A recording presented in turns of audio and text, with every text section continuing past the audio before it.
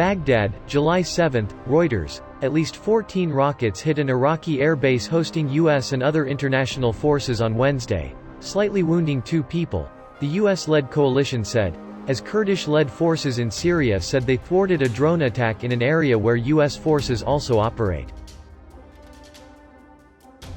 There were no immediate claims of responsibility for the attacks, part of a recent wave targeting U.S. troops or areas where they operate in Iraq and Syria, both countries where Iran-backed militias hold sway. Iraqi militia groups aligned with Iran vowed to retaliate after last month's U.S. strikes on the Iraqi-Syrian border killed 4 of their members.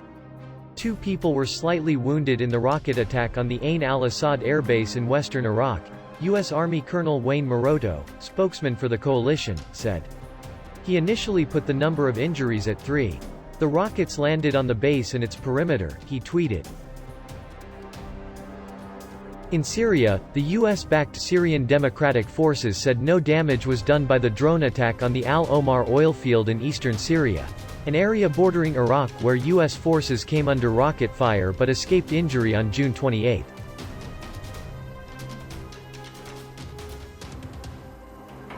There was no immediate comment from the U.S. military about the Syria attack.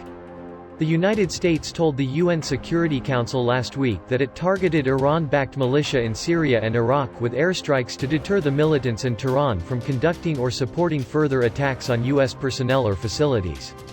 Iran has denied U.S. accusations it supports attacks on U.S. forces in Iraq and Syria, while condemning U.S. airstrikes on Iranian-backed militants there. Iraqi army officials said the pace of recent attacks against U.S. bases with rockets and explosive-laden drones was unprecedented.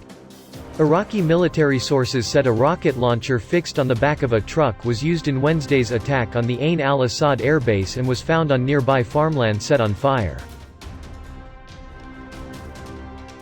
On Tuesday, a drone attacked Erbil airport in northern Iraq, targeting a U.S. base on the airport grounds, Kurdish security sources said.